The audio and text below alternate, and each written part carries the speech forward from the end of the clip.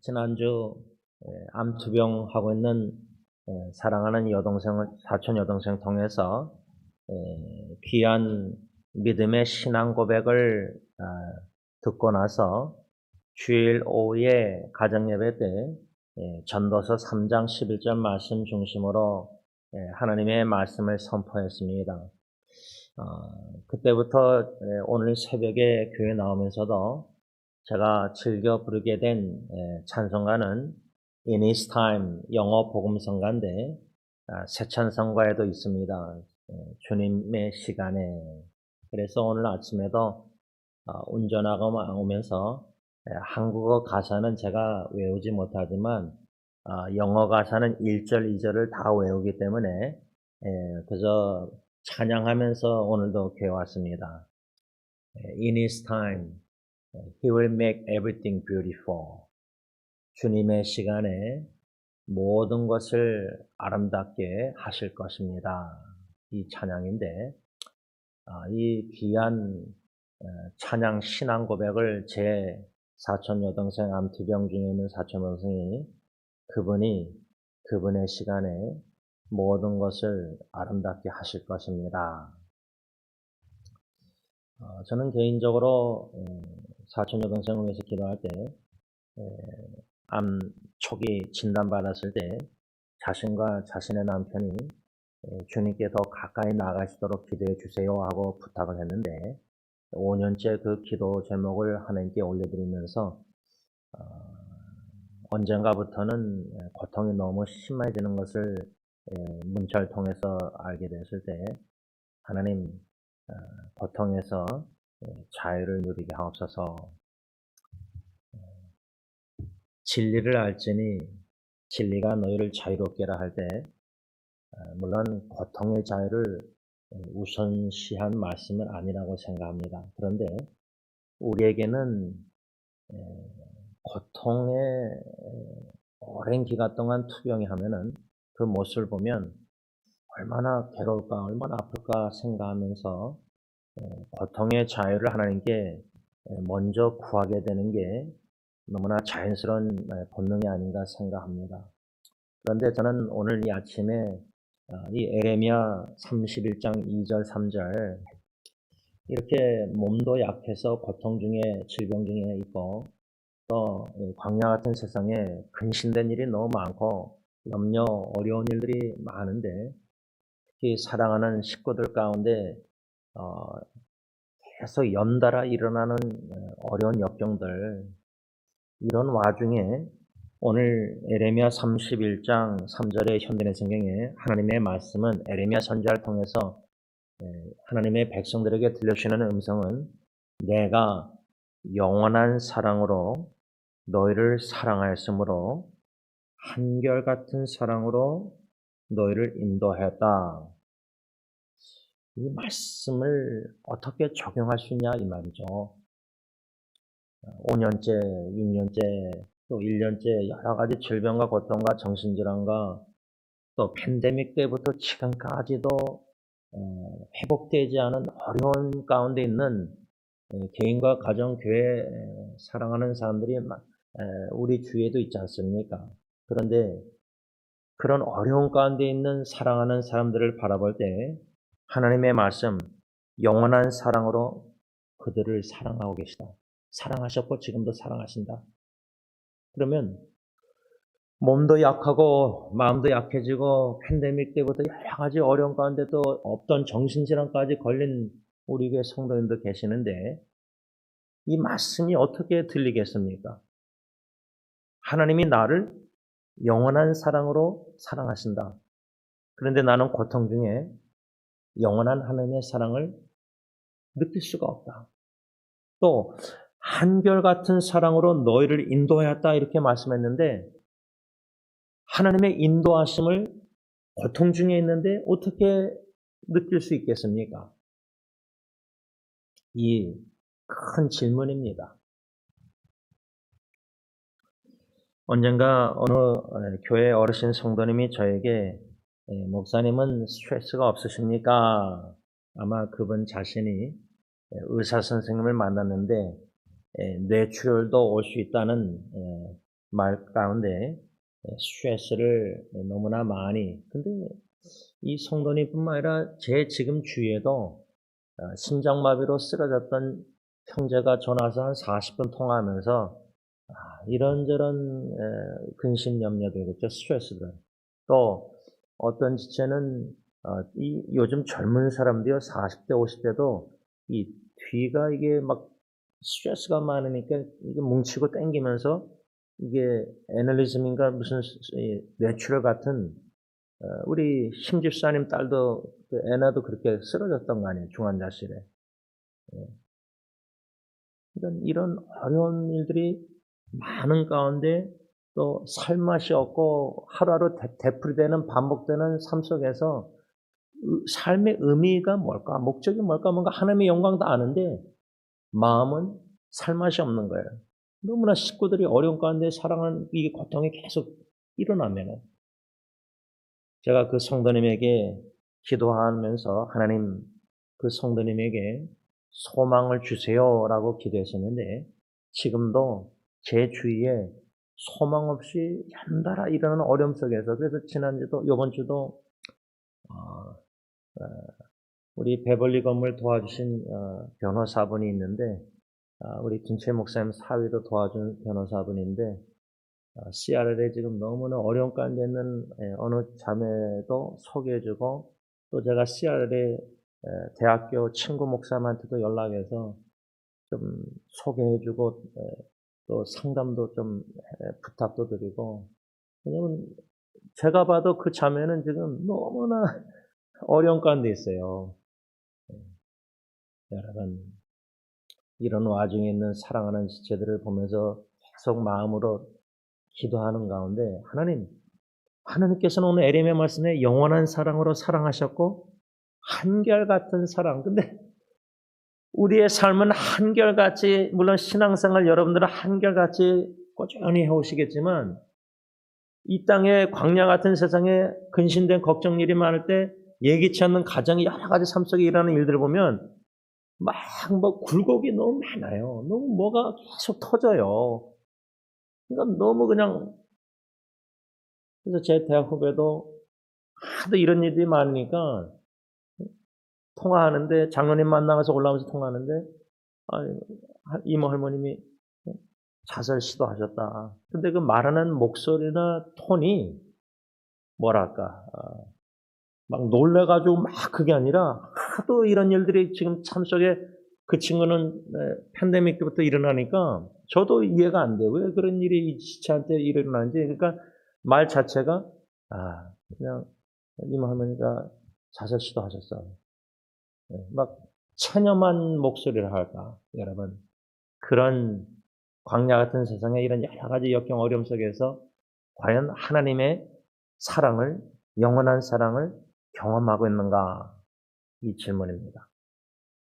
오늘 에레미야 선자의 이 말씀, 내가 영원한 사랑으로 너희를 사랑하였으므로 한결같은 사랑으로 너희를 인도하였다. 신실하게 저와 여러분들의 삶을 지금까지 인도해 주시는 신실하고 진실하신 하나님, 특별히 신명기 8장 2절과 3절 말씀에 근거해서 하나님은 저와 여러분들을 어떻게 인도하시는가, 한결같은 사랑으로 신실하게 광야 같은 세상에서 저와 여러분들을 낮추신다는 겁니다.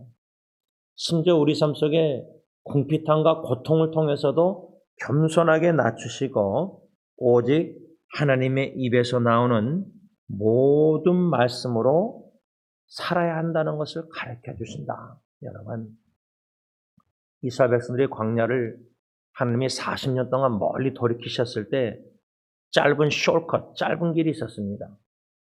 요즘 이 땅에서 세상 사람들은 얼마나 숏컷, 짧은 길로 성공하고 짧은 길로 돈을 많이 벌고 짧은 길로 속결 이런 걸 많이 원하지만, 우리의 마음도 내 자녀가 좀 빨리 치유받고 이 사랑하는 지체의 문제가 빨리 해결되고, 그런데 왜 돌려 인도하시는가?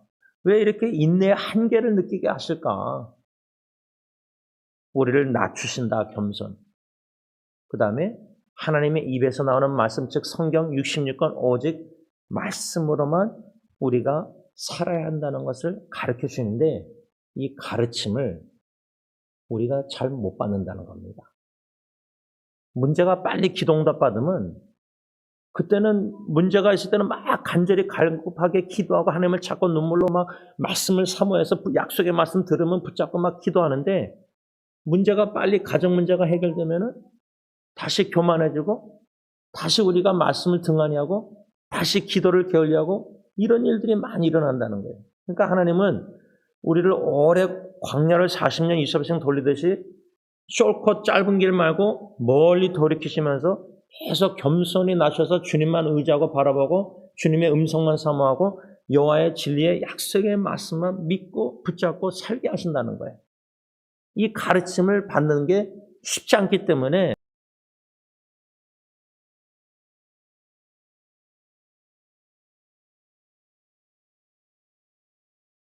우리가 너무나 강팍하고 너무나 그걸 본능이 되기 때문에 돌려 인도하신다는 거예요. 신실하게.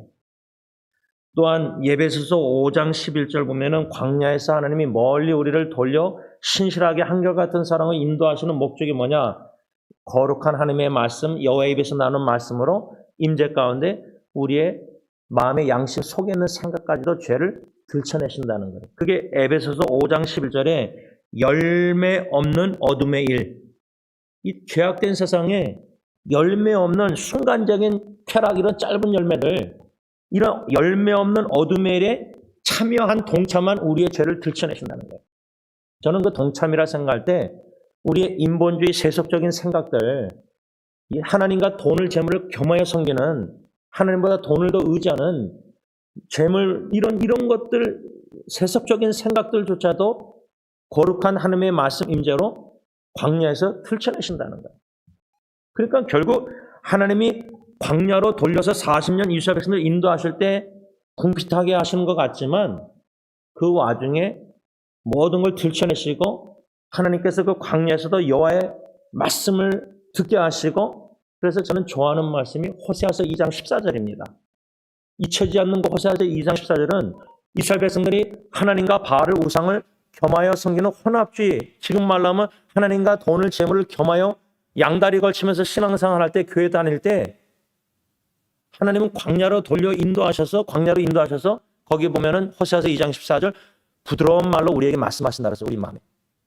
그러니까 하나님의 징계가 광야로 인도하는 것 같이 보이지만 광야에서의 축복은 오직 겸손케 하시면서 하나님의 말씀으로 산다. 그 말씀으로 나의 죄를 들춰내시고 어둠의 일에 참여하는 열매 없는 인생을, 무화과 같이 열매 없는 이런 인생을 들춰내시면서 결국 그 광야에서 우리를 전결케 하시고 단련하셔서 순결한 예수님의 신랑 되신 예수님의 신부로 만들고 계신다는 거예요. 제가 이번 주에 그저 고통당하는 지체들 주시는 마음 속에서 작은 아픔으로 기도하면서 족한 은혜를 묵상케 하시고 육체의 가시를 좀 옮겨주셨으면, 저 질병을 좀 고통에서 자유를 주셔서 좀 낫게 하셨으면, 또 어려움이 계속 있는 지체들 거기서 건져주셨으면, 구원의 사랑을 베풀어주셨으면, 이런 마음 기도 가운데 기운 가운데 내 은혜가 너에게 족하다는 하나님의 말씀 바로에게 저 고통당하는 지체들 거기서 자유를 누리게 기도하지만 기도응답이 없는 가운데 하나님의 오히려 족한 은혜로 그 고통을 인내하며 견뎌낼 수 있는 더 성숙한 단련된 믿음을 주시면서 그 믿음의 신앙 고백, 그분의 때에 그분이 모든 것을 아름답게 하실 것입니다. 고통은 존재하는데 어쩌면 하나님의 때가, 불러가시는 때가 더 가까이 오는지도 모르는데 그런 신앙 고백을 어떻게 할 수 있습니까? 순결한 그런 믿음, 단련된 시련을 통해서 순결한 믿음, 정결한 믿음 아니고서는, 신앙 아니고서는 그런 고백이 나올 수가 저는 없다고 생각합니다. 사랑하는 사촌 여동생도 5년째 암투병으로 복통과 고통 속에서 그 기도를 부탁하는 그 문자 텍스트를 생각할 때 상상할 수 없는 고통일 텐데 그 고통 중에도 그분은 그분의 시간에 모든 것을 아름답게 하실 것입니다. 광야에서 이 세상을 따라 살던 열매 없는 어둠의 생활, 모든 죄악된 거 다 들춰내셔서 추악한 것들 하나님의 말씀으로 들춰내셔서 양심의 찔림 속에서 죄를 깨닫고 인정하고 회개하고 돌이켜서 정결한 신부로 주님이 만들고 계시는구나.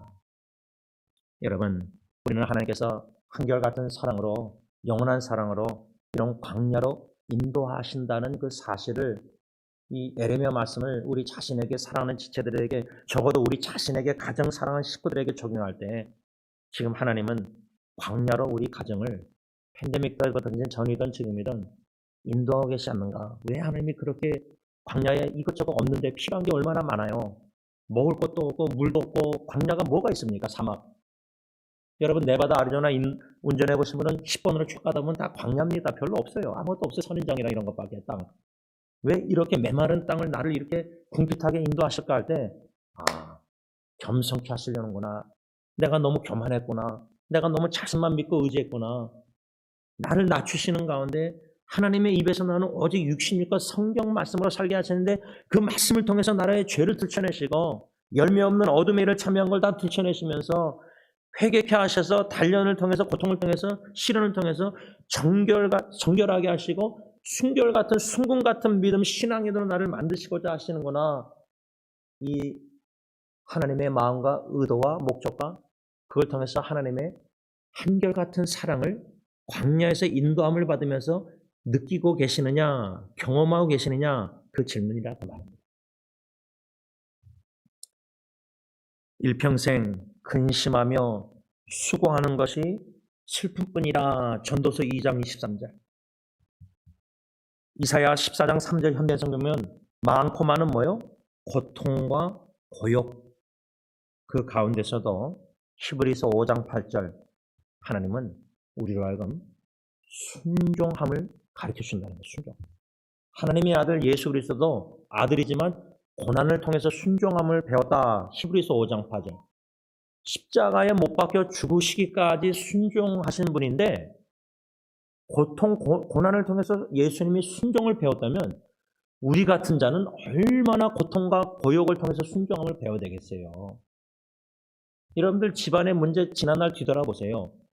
그 전과 지금 이후를 뒤돌아볼 때 그 전보다 내가 가정의 고통을 통해서 순종함을 더 배웠는가? 저 같은 경우는 첫 짝이 죽음이나 예를 통해서 또 딜런 통해서 이런 어려움을 통해서 그 전보다 고통 지나고 나서 순종을 더 배웠는가? 전에는 그렇게도 불순종하고 알면서 죄를 지었는데 지금은 알면은 적어도 순종하려고 몸부림치는가? 여러분들은 모르지만 저는요, 지난날의 가정의 어려움을 통해서 지금 뒤돌아보면 그 전보다 내가 순종함을 더 배웠는가? 아기 죽고 나서 1년은 그랬는데 1년 지나고 나니까 다시 돌아가더라고요. 다시 불순종하더라고요.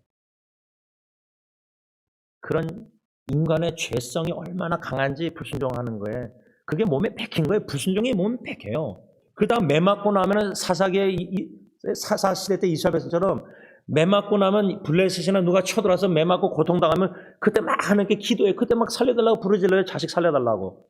근데 하나님이 또 살려주시면 평안하면 또 범죄예요. 또 불순종이에요. 그게 사사기의 사이클이에요. 그런데 우리는 하나님을 향한 사랑이 한결같은 사랑 아니에요. 여러분, 호세아서 보면 하나님을 향한 우리의 사랑은 새벽 이슬과 같다는 말씀이 있어요. 여러분, 운전하다가 새벽 이슬, 차에 이렇게 이슬이 있는데 금방 햇빛이 뜨면 다 없어져요. 새벽 이슬이요. 주님을 향해서 막 헌신하고 순교하겠다고 헌신하는데 새벽 이슬 같은 사랑? 저는 그 동의해요. 여러분들의 사랑은 어떤지 보면 저는 하나님을 향한 저의 사랑은 새벽 이슬같이 그 순간적이에요. 고쳐주고 건져주고 치유해주시면 그때 막 감사, 찬양, 은혜 간증하다가 또 되풀이돼요. 평안하면. 가정 문제가 해결돼서 또 지나고 1년, 2년 되면은 또 불순종 습관으로 돌아가요. 한결같은 사랑, 주님을 향한 사랑이 아닌데 하나님은 그런 연약함을 아시면서도 한결같은 사랑으로 저여러분들을 사랑하시사 지금도 인도해 주고 계시다는 사실, 말씀을 정리하고자 합니다. 오늘 에레미야 31장 3절에 나 여호와는 이스라엘 백성에게 나타나 내가 영원한 사랑으로 너희를 사랑하였으므로 한결같은 사랑으로 너희를 인도하였다. 어디서 이스라엘 백성이 안식을 찾아갈 때에 광야에서 도시 한복판에서 모든 권력과 재물이 다 있으면 안식을 누릴 것 같잖아요, 다윗이요. 근데 밧세바 범하고 우리아 중에는 범죄했습니다. 그래서 하나님이 압살론을 들어일으켜서 징계하실 때 이 다윗이 광야로 도망갑니다. 그때 쓴 시 중에 하나가 시편 63편이라고 주로 말합니다. 그 시편 63편 보면 2절 보면 다윗은 광야를 성전으로 성소로 삼습니다. 그래서 제가 제 장인어른 수술 후에 그 피닉스 병실을 성소로 삼고 하나님께 찬양드렸습니다. 예배.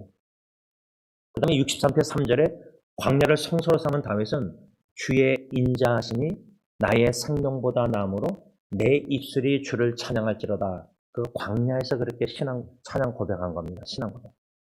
제 사촌 여동생이 고통 암투병 중에 그분은 그분의 시간에 모든 것을 아름답게 하실 것입니다. 광야에서 하나님의 음성을 듣고 약속의 말씀, 광야에서 이것저것 얻고 여러 가지 어려움과 고통과 시련이 계속 연달아 가정에 들이닥칠 때에도 하나님은 하나님이십니다. 그 하나님을 믿고 의지하고 신뢰하며 그 하나님의 음성 말씀을 듣고 그 말씀을 통해서 겸손히 주님을 의지하며 낮아지며 그 말씀을 통해서 단련을 받으면서 순결한 정결한 신부 믿음으로 변화시키는 토기장의 역사를 광야에서 경험하면서 그 와중에서도 하나님의 영원한 사랑, 한결같은 사랑을 인도함을 경험할 때에 시편 기자처럼 주님을 찬양할 수밖에 없다는 겁니다. 바라기는 광야에서 하나님의 영원하신 사랑, 한결같은 사랑으로 인도하심을 받는 저 여러분들은 그 영원한 사랑과 신실한 한결같은 사랑을 경험할 때 주의 한결같은 영원한 사랑이 나의 60, 70, 80 인생보다 나으므로 내 입술이 주님을 찬양합니다 하면서 이 주님의 시간에 in his time 모든 것을 아름답게 하실 것이라는 이 찬양을 믿음으로 드릴 수 있는 저와 여러분들 되시길 바랍니다. 기도하겠습니다. 사랑의 주님, 영원한 사랑, 한결같은 사랑을 모든 일이 범사에 잘되고 형통할 때 깊이 경험하지 못하고 얇게 깨닫고 머리로만 알다가 예기치 않는 가정의 삶 속에 너무나 극심한 어려움과 고통과 질병과 심지어 사랑하는 사람의 죽음을 통해서라도 주의 사랑이 영원한 사랑이 한결같은 사랑이 사랑하는 식구의 죽음보다 인생보다 얼마나 더 나은지 영원한지 성령님이 깨닫게 하실 때 성령님이 우리의 마음을 열어 입술을 열어 주의 영원하신 사랑을 그 크신 하나님의 사랑을 찬양케 하시는 것을 믿음의 눈으로 보고 실제로 경험케 하시고 하나님께 감사드리지 아니할 수가 없습니다.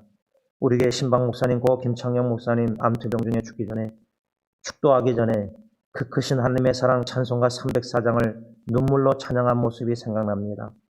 하나님, 그 크신 하나님의 사랑은 우리의 호흡의 마지막 순간까지도 성령님이 찬양케 하실 수밖에 없는 하나님의 영원한 한결같은 사랑이 아닐 수가 없습니다.